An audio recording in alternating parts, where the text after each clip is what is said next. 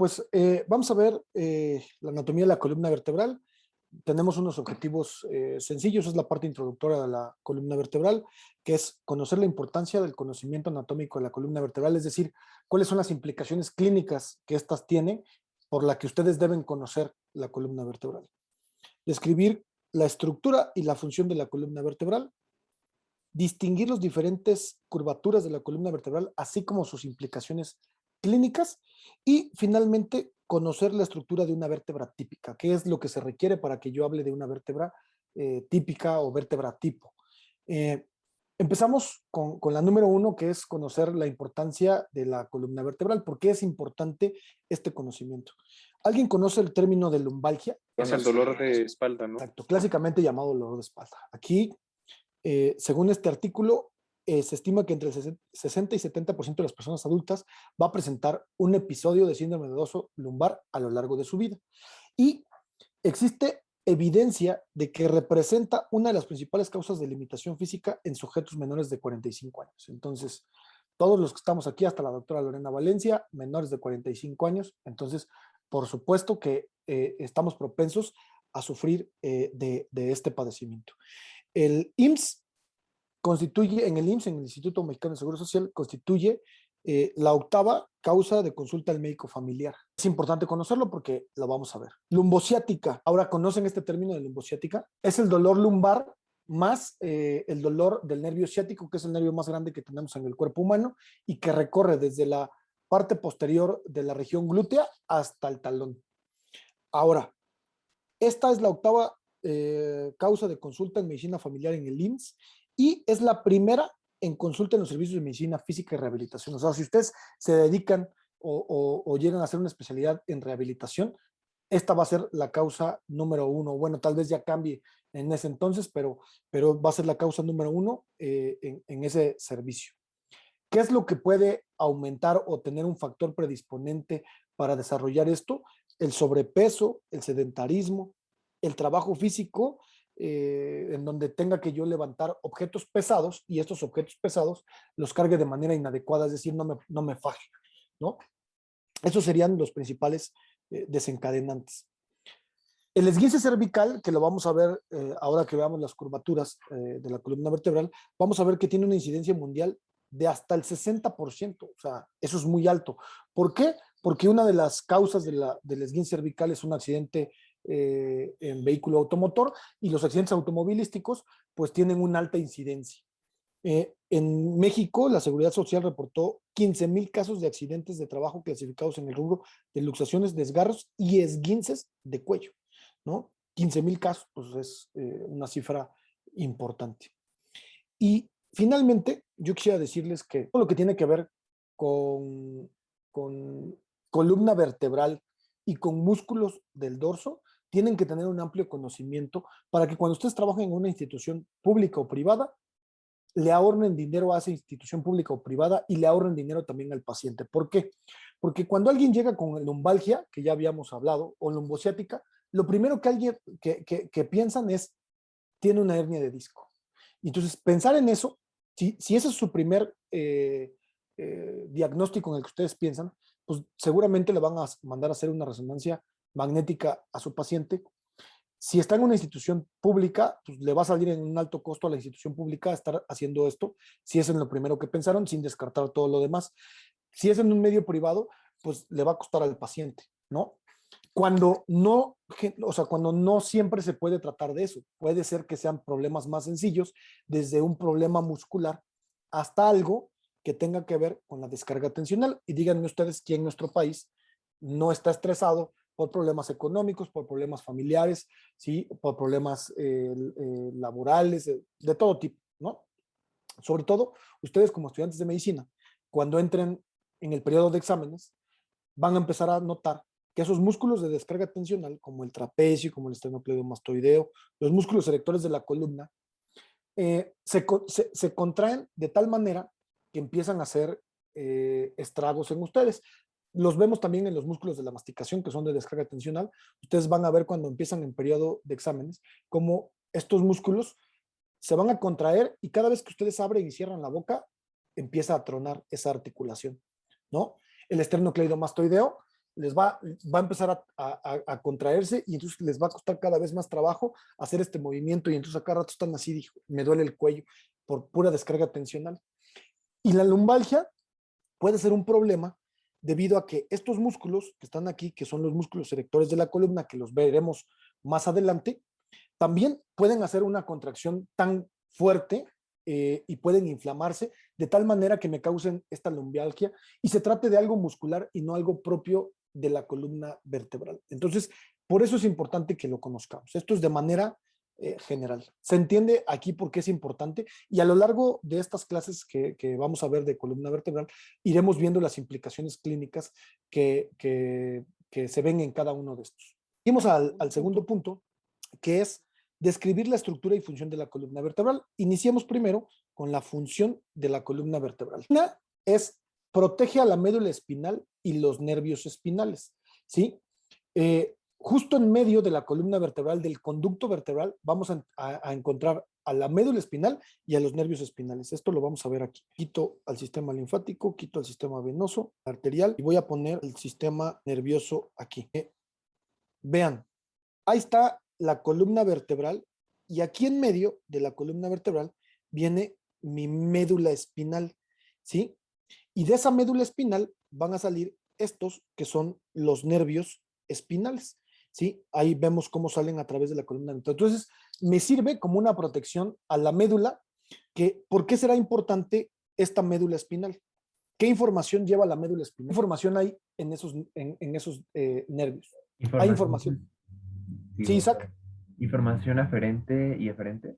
¿Qué más me puedes decir de la aferente o eferente? ¿A qué se refiere esto? Si yo puedo sentir y puedo mover, o sea, puedo hacer estos movimientos, es gracias a la médula espinal.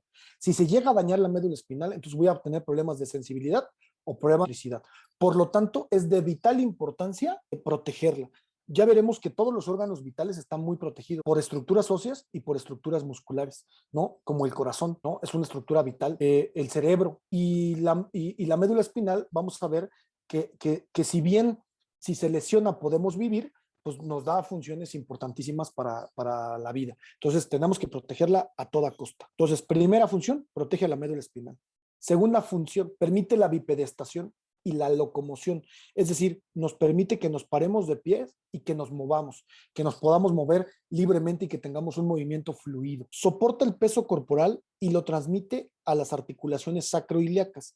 Vean ustedes cómo una característica de la columna vertebral, aquí vamos a ver cómo estos cuerpos vertebrales que ustedes ven que están en la parte anterior, ¿qué características le están viendo? Se van haciendo cada vez que más grandes y más grandes. ¿Por qué cada vez se van haciendo más grandes? Porque cada vez van soportando más peso y más peso y más peso. Este peso tiene la capacidad de transmitir el peso que estaba aquí, lo transmites aquí y aquí, hasta que llega a esta articulación que se llama sacroiliaca. Y el sacro lo transmite a la pelvis y la pelvis lo transmite a los miembros inferiores, de tal manera que repartimos todo el peso. Y por eso nuestra columna vertebral va aumentando de tamaño a manera que va disminuyendo de nivel. ¿Se entiende entonces por qué soporta y transmite el peso a las articulaciones sacroiliacas y a su vez eso a la pelvis y a los miembros inferiores? Y finalmente, decir que dentro de las funciones tiene una parte rígida y una flexible para permitir los movimientos del cuerpo. Gracias a esa parte rígida, ¿qué función tiene? Y gracias a esa parte flexible, ¿qué función tiene? Movimiento, ¿no? Nos permite movernos, nos permite pararnos, nos permite hacer una serie de movimientos importantísimos, ¿sí? Entonces, a la columna vertebral se le van a insertar ligamentos, músculos, ¿sí? Va a tener articulaciones y todo esto va a actuar en conjunto para tener un movimiento coordinado y adecuado de nuestra columna vertebral. Estas serían las funciones más importantes. ¿Alguien que aporte alguna función que se nos haya pasado? Creo que son todas, las más importantes por lo menos. Continuamos. Función, queda claro. Vamos a describir ahora la estructura de la columna vertebral. La columna vertebral yo la puedo ver en esta vista, que es una vista anterior, o en esta vista, que es una vista posterior, o bien lo puedo ver en esta vista, que es una vista lateral, ¿sí? Son tres vistas en las que yo veo a mi columna vertebral. Vamos ubicando. ¿Cómo es que yo identifico que esto es la parte anterior? ¿Por la presencia de quién? De los cuerpos vertebrales. De los cuerpos vertebrales. De los cuerpos vertebrales. Aquí no se ve ninguna curvatura y esto es importante en la estructura. La estructura en una vista anterior y en una vista posterior, yo no veo ninguna curvatura. En una vista lateral sí se aprecian las curvaturas de la columna vertebral, que vamos a hablar más adelante de ellos. Pero vamos ubicándonos que en la parte anterior yo veo los cuerpos vertebrales. En la parte posterior veo estas estructuras, es la parte más posterior y que las puedo tocar, que se llaman procesos espinosos. Van a encontrar en algunos libros que los procesos espinosos los describen como apófisis espinosas. Decir apófisis o proceso es correcto, según la terminología anatómica internacional. Ahora, en cuanto a la estructura, resulta que la columna vertebral está dividida en segmentos. En un segmentos, y aquí la vamos a poner en segmentos. En un segmento cervical, en un segmento torácico, en un segmento lumbar, en uno sacro y en uno coxígeo. Y cada uno de estos segmentos está constituido por la unidad anatómica y funcional de la columna vertebral, que es la vértebra. Por lo tanto, el segmento cervical, ¿cuántas vértebras cervicales tiene? El segmento torácico, ¿cuántas vértebras torácicas tiene? 12. 12. Las lumbares, 5. 5. Las sacras, 5 segmentos, ¿no? Uno en 5 segmentos. 5. Y las coxígeas, 4. normalmente puede ir desde 3 hasta 5, pero lo normal es que haya 4. Ahora, esto en total me da un total de 33 vértebras. De estas 33 vértebras, yo tengo que ubicar que de estas 33, estas primeras, las de la región cervical, torácica y lumbar, que son las primeras 24, son las que son más móviles. ¿Por qué razón son más móviles? Porque están de manera independiente. Cuando llego al sacro y al coxis, ¿qué pasó con estas 5 vértebras y con estas 4 vértebras? Fusionan. Se fusionan y yo las veo como un solo hueso, que es el sacro, que en realidad me representa la fusión de 5 vértebras, y que es el coxis, que en realidad me representa la fusión de 4 vértebras. Entonces tengo 33 y de esas 24 son bastante móviles. ¿Queda claro esto? Ahora, estas vértebras, o la columna vertebral, no solo va a tener hueso, también va a tener fibrocartílago, que son los discos que se encuentran aquí entre cada vértebra. Estos que ustedes están viendo aquí se llaman discos intervertebrales. Entonces, está compuesta por discos intervertebrales que van a estar a lo largo de toda mi columna vertebral, y que este disco intervertebral está compuesto por fibrocartílago, ¿sí? Que hablaremos más adelante de él. Esto es una estructura general de la columna vertebral. Y entonces ustedes ubican que cuando veo la columna vertebral de una manera lateral, entonces yo puedo ver que tiene curvaturas. Y entonces con esto pasaremos al siguiente tema, que son las curvaturas. Pero antes, cuando yo les ponía el número de las vértebras, yo les dije hay 33 vértebras. Puede haber 32 o puede haber 34 o incluso más. Esos ya son variantes de la columna vertebral. Aquí les pongo un caso que la doctora Lorena Valencia tiene en el departamento de innovación, en donde cuando se estaba obteniendo el esqueleto, pues algo no cuadraba en la numeración, ¿no? Entonces resultó ser una sexta vértebra lumbar. Las vértebras que se aumentan o que disminuyen, ¿pueden afectar a la columna vertebral? La respuesta es sí, y depende de. ¿Por qué? Porque la columna vertebral, veámoslo ustedes todos han jugado Jenga, entonces supongamos que la columna vertebral es el juego de Jenga. Si ustedes tienen el juego bien establecido y bien armado, ¿qué pasa si de repente ustedes ponen una pieza y esa pieza la ponen mal? Se cae. Primero puede desestabilizar toda la columna, de tal manera que la afecte completamente. Entonces, eso es lo que puede pasar cuando yo tengo una vértebra de menos o cuando tengo una vértebra de más, que puedo desestabilizar esa columna, haciendo que sea algo patológico. Pronto ustedes verán qué es lo que va a pasar. Es un artículo que está próximo a publicarse en la revista La Sociedad, con la doctora Valencia. Lo vamos a publicar ahí, entonces ya les pasaremos el link cuando publiquemos este reporte. Ahora, de la columna vertebral es importante hablar o distinguir las diferentes curvaturas que tiene. Para hablar de las curvaturas, vamos a hablar de la clasificación. ¿Cómo se clasifican las curvaturas? ¿Quién me puede decir? Primarias y secundarias. Perfecto, primarias y secundarias. ¿Por qué el nombre de primarias y secundarias? Porque las primarias son aquellas que se mantienen desde el desarrollo embrionario, y las secundarias son aquellas que cambian después, pues bueno, ya en el desarrollo natal, bueno, postnatal. Pues Más bien se refiere a que las primarias están en las primeras etapas del desarrollo, o sea, están desde las primeras etapas del desarrollo. Y las secundarias se desarrollan secundarias a algo, que es lo que vamos a ver. ¿Quién me puede decir cuáles son las curvaturas primarias? Yo, serían las torácicas y las sacras. Ok, entonces las serían lo que nosotros les llamamos cifosis, o también lo pueden encontrar como gifosis. Con X o con C es correcto. Cifosis torácica o cifosis sacra. Y esto estamos hablando entonces de curvaturas primarias. ¿Y por qué digo curvaturas primarias? Me tendría yo que regresar y vean, hablamos del cuerpo con las curvaturas que nacemos, las que tenemos en las primeras etapas del desarrollo. ¿Cómo se llama esta curvatura o cómo se llama esta posición que tenemos al nacer? Posición fetal. Posición fetal. Todos de acuerdo que esto es anterior y que esto sería posterior. Anterior sería cóncava y posterior convexa. Exactamente. Entonces, las curvaturas primarias tienen una característica. Todos saben qué es cóncavo y qué es convexo. Por si alguien tiene duda de qué es cóncavo y qué es convexo, si mi mano fuera una tina de baño, si yo me meto a esta tina de baño, me meto a la concavidad y lo que queda por fuera sería convexo. Es decir, en esta forma, esto sería cóncavo y esto sería convexo. ¿Sí? Eso es la diferencia entre cóncavo y convexo. Entonces, entendiendo eso, las curvaturas primarias que están en gifosis o cifosis, entonces tendrían una concavidad que anterior o posterior. Anterior.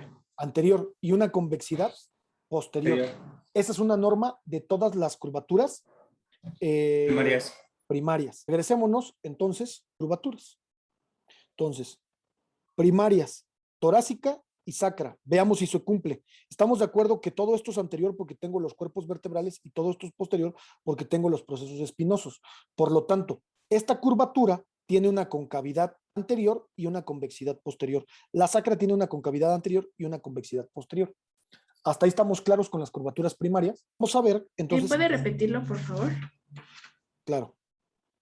Curvaturas primarias. Todas las curvaturas primarias son porque nacemos con estas. Si te das cuenta, si yo pusiera la posición fetal, esto. Aquí estaría la cabeza, ¿sí? Aquí estaría la cabeza y esta sería la posición fetal. Todo tendría una concavidad anterior y una convexidad posterior. De estas, las que se quedan en esto, en una concavidad anterior y una convexidad posterior, son las cifosis, ¿sí? Ahora, vamos a hablar de las secundarias. Estas secundarias van a ser secundarias a algo para que se desarrollen.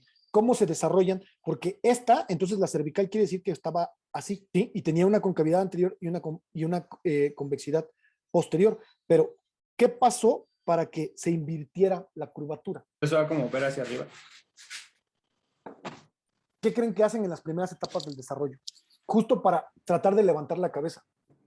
Gatear, no, eso sería la lumbar. Exacto. Empiezan a buscar el seno materno. Entonces, fíjense, al principio los niños tú les colocas la cabeza así y solita la cabeza se cae y la cabeza se cae. Los niños lo que hacen es que tienen un reflejo que se llama reflejo de búsqueda y entonces empiezan a tratar de sostener la cabeza para buscar el alimento. Ustedes preguntarán, bueno, ¿y qué pasa con aquellos niños que no recibieron seno materno por algunas otras circunstancias? ¿Probados? Neurológicamente, este es un reflejo que me habla de madurez neuronal. Un niño que está sano tendría que, conforme va creciendo, tendría que ir desarrollando este reflejo hasta sostener la cabeza. Entonces, en el momento en que el niño, tú lo pones así y ya no hace esto y ya sostiene la cabeza, en ese momento desarrolló una curvatura secundaria que es la lordosis cervical. ¿Queda claro en qué momento lo desarrolla? Entonces, secundario a algo. ¿En qué momento se desarrolla la lordosis lumbar? Cuando empiezan a gatear o a caminar. O bueno, a tratar de caminar. Exacto, a tratar de caminar, porque cuando caminan ya la tienen desarrollada. Un niño primero gatea y luego se para y se cae. Se para y se cae hasta que lo va logrando poco a poco. Así es como va desarrollando esta. Ahora, las secundarias se les llaman lordosis, a las primarias se les llaman cifosis. Esto es completamente normal y quiero aclararlo porque mucha gente, por mala traducción en los libros, cree que las lordosis o la cifosis son algo patológico. Las lordosis o la cifosis son curvaturas normales. Ahorita vamos a hablar de lo anormal. Ahora, ¿Se acuerdan que las cifosis torácicas tenían una concavidad anterior y una convexidad posterior? ¿Qué tienen las lordosis? ¿Una concavidad qué? Posterior y una convexidad anterior. Exactamente. Entonces, hacen justo lo contrario o tienen justo lo contrario de las curvaturas primarias. ¿Quedan claras las curvaturas de la columna vertebral? Ahora, importante, ¿cómo valorarían, Ángel, tú cómo valorarías a un paciente si quieres saber, o sea, si quieres saber que el paciente tiene bien sus curvaturas? ¿Qué le harías a ese paciente? Llega a tu consultorio y ¿qué le haces? Se agache, o sea, como que se va para adelante. Ok, eso sería una. Entonces, pero primero, en orden, lo que harías es que le pides a tu paciente, a ver, quítese la camisa, lo desvestimos, que toda la parte dorsal la pueda yo ver, y entonces lo primero que veo es si está alineado y todo esto está en la línea media. Porque desde que llega un paciente, yo puedo ver, fíjense, si En las sombras, ¿no? un hombro está más arriba que otro, eso me habla de una mala posición. Si cuando yo le quito la camisa y me pongo atrás de él y observo su espalda, veo que su espalda, que esto está así, pero pudiera yo ver esto. O sea, o puedo ver que está así, o puedo ver que está así. Y quizá esto se evidencie más cuando lo que dice Ángel, le pido al paciente que se agache y que las palmas las lleve hacia las rodillas. Entonces, al hacer esto, el paciente evidencia los procesos espinosos. Entonces, cuando yo paso mi dedo por aquí, pum, hace esto. Esto es una curvatura anormal de la columna vertebral. ¿Cómo se llama esta curvatura anormal? Escoliosis. Escoliosis. ¿La escoliosis es de nacimiento o se adquiere? Adquirida. Depende. Genética, ¿no? Hereditaria. Entonces, ¿naces con ella o se adquiere? Según yo se adquiere. Ambas, Naces ¿no? con ella. Naces Naces con ella. Lo que puede pasar es que tú tengas una escoliosis tan leve que no te dé síntomas, pero le puedes dar las condiciones necesarias, es decir, si aumentas de peso y tienes una obesidad mórbida, eso le va a aumentar el peso a la columna y va a hacer que si la escoliosis no estaba tan marcada, ahora va a estar muy marcada. Entonces, ¿qué es lo que puedes hacer? Empeorarla. Pero tú ya puedes nacer con esta escoliosis. Ahora, ¿qué es lo que generalmente pasa? Niños que nacen con escoliosis y que su escoliosis es muy leve. Empiezan en la primaria, en la secundaria, y en la secundaria empiezan a meterse a deportes ya un poquito más en forma. Y además pues están aumentando de peso. Y resulta que ese niño se mete a un equipo y de repente termina sus entrenamientos y le duele la espalda y empieza con lumbalgia, ¿no? Lumbalgia. Y dice, ¿por qué cada vez que yo hago ejercicio me duele? Pues bueno, va al médico, le hacen una radiografía y detectan esto, escoliosis. ¿Qué creen que se hace con las escoliosis? Ok, Jimena dice que fajas, por ahí escuché que los operan. Luis estaba diciendo algo que no le entendí. ¿Qué pasó, Luis? Sí, como que se le ponen tornillos y entonces como que se jala para como alinearla. Ok, eso sería lo último. O sea, acuérdense que siempre mi tratamiento va a tratar de ser conservador. Es decir, no me voy a lo quirúrgico primero. Primero trato de hacer algo conservador. Y si eso no funciona, pues me iré a lo quirúrgico. ¿Se acuerdan que les hablé de los músculos erectores de la columna? Que eran estos. Sí, estos músculos erectores de la columna pues, van a tratar de enderezarme la columna y ponerla erguida. Uno de los tratamientos es fortalecer los músculos de la columna vertebral para que la columna cada vez esté mejor. Entonces, ¿puedo mandarlo a rehabilitación y puedo mandarlo a ejercicios? Sí. Quizá con eso mejore, no se le va a quitar, pero quizá con eso mejore y ya no tenga dolores, ¿no? Y ya, si de plano es muchísimo, pues entonces hay que operarlo, ¿no? Escoliosis es a la derecha, puede haber escoliosis a la derecha o a la izquierda, ¿no? O sea, lo que sí es una desviación lateral, la escoliosis, las preguntas que hacen. Entonces, ¿queda clara la escoliosis para todos? Siguiente, aquí voy a ver dos tipos, fíjense, aquí veo, y esto veo que aquí en la parte torácica, esta es una curvatura normal, pero vean ustedes qué pasó aquí. O sea, ¿tiene la misma dimensión esta que esta? No. No. Esta es algo patológico. ¿Cómo se llama a esta curvatura? Cifosis torácica. Justo eso es algo que yo quería que pasara, y que pasa en los libros y que no quiero que se confundan. Tu compañero dijo gifosis torácica. ¿Gifosis torácica es algo normal o patológico? Normal. Entonces, ¿qué tendría que ser? Hiper. Hipercifosis, ¿no? Hiper. hipergifosis o hipercifosis. Acuérdense que se puede escribir con X o con C, ¿sí? Entonces, esta es algo patológico. ¿En quién pasa comúnmente esto? Les pongo dos casos. Iluso estudiante de medicina que acaba de entrar y que sus papás le compran todos los libros de medicina. Ustedes saben que los libros son gruesos, ¿no? Y entonces anda por la facultad, imagínense que no estamos en tiempos de pandemia, entonces anda en la facultad cargando todos sus libros creyendo que va a leer todos, ¿no? Y entonces como pesan mucho, pues al principio empieza así y después va así, así, así. Si eso lo hace durante los 6 años y medio que dura la carrera, pues evidentemente va a terminar en una mala postura. Por lo tanto, esta es una enfermedad que puede ser de nacimiento o que puede ser adquirida. Normalmente, y lo que ocurre es que esta es más adquirida que cualquier otra cosa. ¿En quién también empieza a pasar esto? En personas mayores que tienen problemas óseos y que empiezan a descalcificarse. Y entonces ustedes ven cómo los viejitos de repente nos dicen, no, pues es que yo medía tanto y ahora no es que dejen de medir, sino que su postura ya no es erguida y entonces su postura cada vez se va tirando más hacia adelante y empiezan a tener esto que es una joroba o una jiba, que es una hiperjiba. ¿Queda claro esto? ¿Cómo se corrige? Generalmente hay unos chalecos que se ponen que son fajas correctoras de postura. Me las ponen y no me dejan que yo me vaya hacia adelante. No, o sea, cada vez que yo me quiero ir hacia adelante, me corrigen la postura. Incluso ahorita, en lo que estamos haciendo, que es esto de la parte virtual, pues es un riesgo porque empezamos así y luego ya vamos así y luego ya terminamos en el escritorio así, ¿no? Esos malos hábitos son los que nos llevan a esto. ¿Queda claro? Ahora, aquí, este tiene una doble curvatura mala. Ahora tiene esta que está aquí. ¿Esto qué será? A diferencia de esto. Hiperlordosis. Esta es una hiperlordosis. ¿En dónde ven las hiperlordosis? Lumbar lumbar. No, pero me refiero a que esta curvatura la ven aumentada. ¿En dónde ven la patología? Embarazada. ¿Podría ser en mujeres embarazadas? Embarazas. Exactamente, Bruno. En mujeres embarazadas, pues por supuesto que, vean, en una mujer embarazada, pues lo que va a aumentar es esto, ¿no? Porque empieza a crecer la parte abdominal, porque empieza a crecer el bebé, empieza a aumentar de peso y esto empieza a tirar a la columna hacia acá. Generalmente una paciente embarazada cursa con los dos, y incluso ustedes ven como las embarazadas se agarran aquí atrás, ¿no? O sea, y caminan así, justo porque se empieza a marcar esa curvatura. Generalmente no les da problema porque terminan el embarazo y después de los 9 meses, pues esto va disminuyendo otra vez, o sea, y se va quitando hasta que llega a ser normal y la curvatura se recupera otra vez. ¿En qué pacientes? Entonces lo voy a tener de manera marcada, pues en pacientes obesos, ¿no? O sea, pacientes que están cargando aquí mucho peso porque la cavidad abdominal cada vez pesa más y pesa más, pues la curvatura se va hacia acá y hacia acá y hacia acá.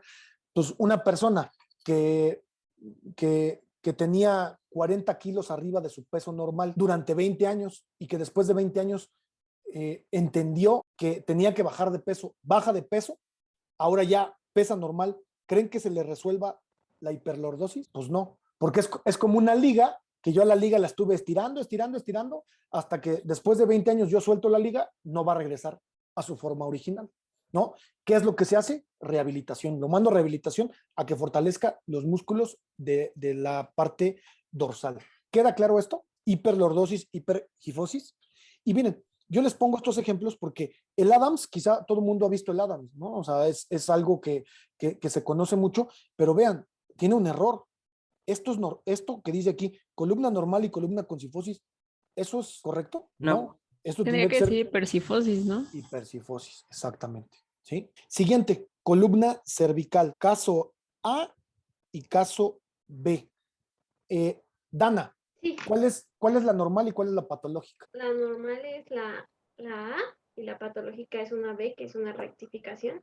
Exacto, esta es una rectificación de la columna cervical. Esto es lo normal porque acuérdense que teníamos una lordosis cervical y en la lordosis cervical tenemos una concavidad posterior y una convexidad anterior. Esto es lo normal. ¿Qué le pasó a este paciente? Iba manejando, este paciente, y va manejando y vienen así, miren, viene manejando y de repente llegó un carro por atrás, le pega por atrás y su cabeza viaja hacia adelante y luego viaja hacia atrás. Y si su cabeza fuera mi mano, hace esto, ¿sí?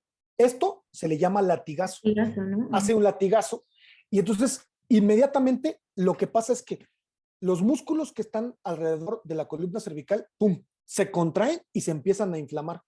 Y entonces, inmediatamente, lo que hacen es que corrigen o rectifican, más bien, rectifican la curvatura. Y entonces, un paciente, imagínense, ustedes llegan a atender a un paciente que está en un accidente automovilístico y se baja del carro y dice, no, estoy bien, me pegaron por atrás, pero estoy bien. Ok. 10 minutos después, el paciente empieza a quejarse del cuello y cada vez que voltea ya no voltea así, sino voltea y entonces ya como voltea más robotizado. ¿Por qué? Porque los músculos se empezaron a inflamar cada vez más, se empezaron a contraer y esto les provocó esto. ¿Cómo se llama esta patología? Se llama esguince cervical. Ahora, les pregunto, pues es un problema en los músculos que me lleva a un problema en la posición de las vértebras. ¿Cómo lo solucionas, Carlos? A ver, collarín e inmovilización. Miguel Ángel, ¿por qué dices que lo inmovilices con un collarín? ¿Cuál es el objetivo de inmovilizarlo con el collarín? Que se desinflamen los músculos. Que le des oportunidad que se desinflame, pero para que se inflame, que no lo uses, ¿no? Porque si de repente tú estás en tu casa y te dicen, Miguel Ángel, y en automático hacemos esto, volteamos. Entonces, ahí usas los músculos que quieres que descansen. Tú no quieres que se usen. Entonces, el collarín es para que tú mantengas una posición y esos músculos no se utilicen. Y si no se utilizan, entonces más rápido se van a desinflamar. ¿Estamos de acuerdo? Número 1. Número 2, ¿qué otra cosa le haces al paciente? Si está inflamado, pues ¿qué le vas a mandar? Inflamatorio. Pues desinflamatorios. Entonces le mandas un desinflamatorio para que empiecen a desinflamar los músculos. Además, los tienes sin moverse, pues se van a desinflamar más rápido.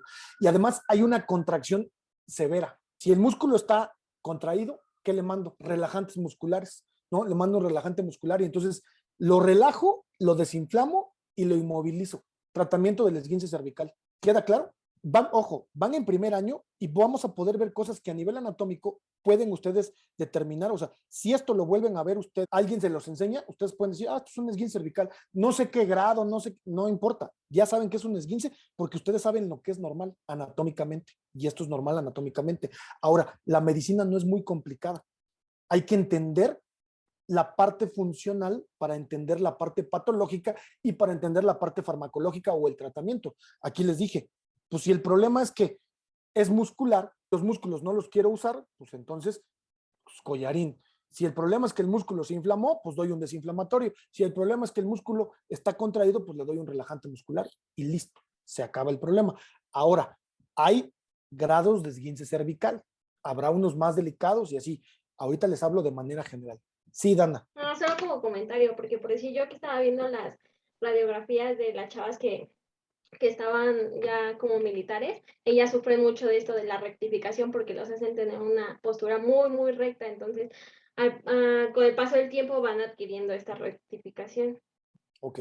¿Puede pasarles? Sí, puede pasarles. Luis. Y en esto que menciona de los grados de el El esguince cervical, en los grados más altos es cuando se lesiona el centro respiratorio de la médula oblongada.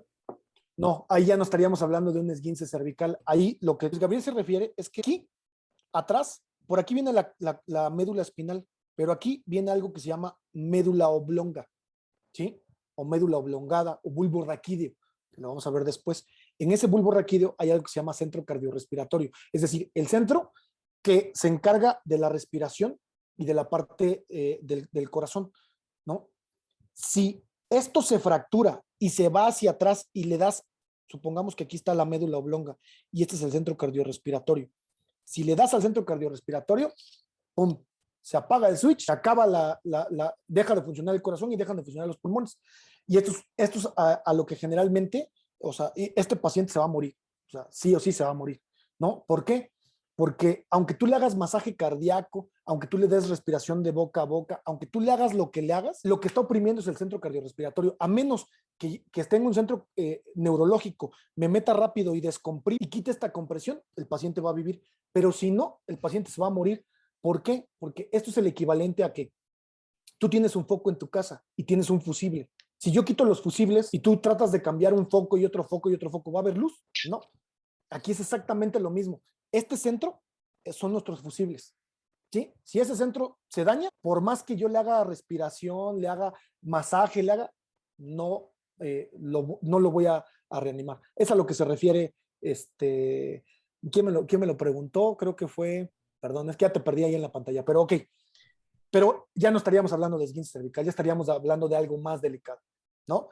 Y en los grados de esguince es cuando tú decides los tratamientos. Por ejemplo, en un esguince que no es, o sea, en un grado que no es tan grave, pues tú puedes poner un collarín que no es rígido, pero en unos grados más graves pones un collarín rígido para evitar cero movimiento. Sí, Paola. Sí, doctor, y hablando de esto, entonces usted considera que que no son tan efectivos los hueseros, porque yo me acuerdo que hace mucho tiempo, una persona que conozco mencionó que iba con un huesero para arreglarse problemas de la columna. Entonces, usted, ¿cómo ve? ¿Si lo recomienda, no lo recomienda o depende del nivel? Yo soy médico, me gusta la alopatía, me gusta la ciencia, entonces todo lo que tenga que ver con algo que no tenga que ver con lo alópata, híjole, me causa mucho. Y por supuesto, cuando se trata de los huesos, ir al huesero es un riesgo, o sea, es un riesgo porque si le mueven tantito a algo que no le deberían de mover, entonces pueden ocasionar un problema permanente, ¿sí? ¿Por qué creen ustedes, hablando de este centro cardiorrespiratorio, por qué creen ustedes que cuando alguien se accidenta y tiene una lesión cervical, lo primero que te dicen es, no lo muevas, o sea, no le hagas absolutamente, no lo muevas de ahí, déjalo ahí, porque si lo mueves, entonces, si no estaba lesionado el centro cardiorrespiratorio, puede ser que con el movimiento que tú provocaste, le des al centro cardiorrespiratorio y adiós, ¿no? Entonces, yo particularmente, y ese es mi punto de vista, yo estoy en contra de todo lo que tenga que ver con hueseros y con todo eso. Sí, yo solo tenía una duda respecto a lo último que vimos, que qué pasa cuando existe como este esguince cervical y no se atiende de inmediato. O sea, como a largo plazo, ¿qué sucede? En un esguince, como a cualquier cosa que tenga que ver con músculos, con ligamentos, el gran problema es que si tú no atiendes algo,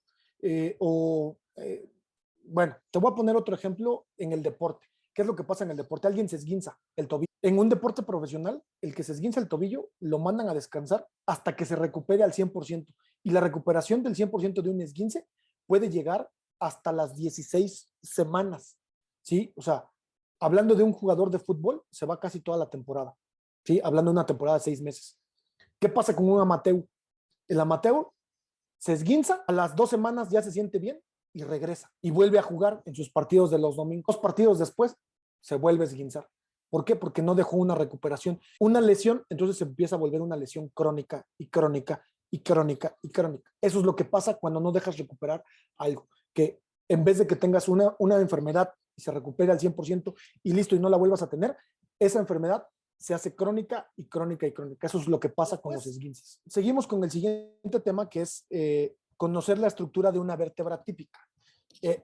Voy a cerrar aquí en la estructura de una vértebra típica y solamente les voy a mencionar cuáles son las características para que una vértebra se considere una vértebra típica. ¿Qué debe tener?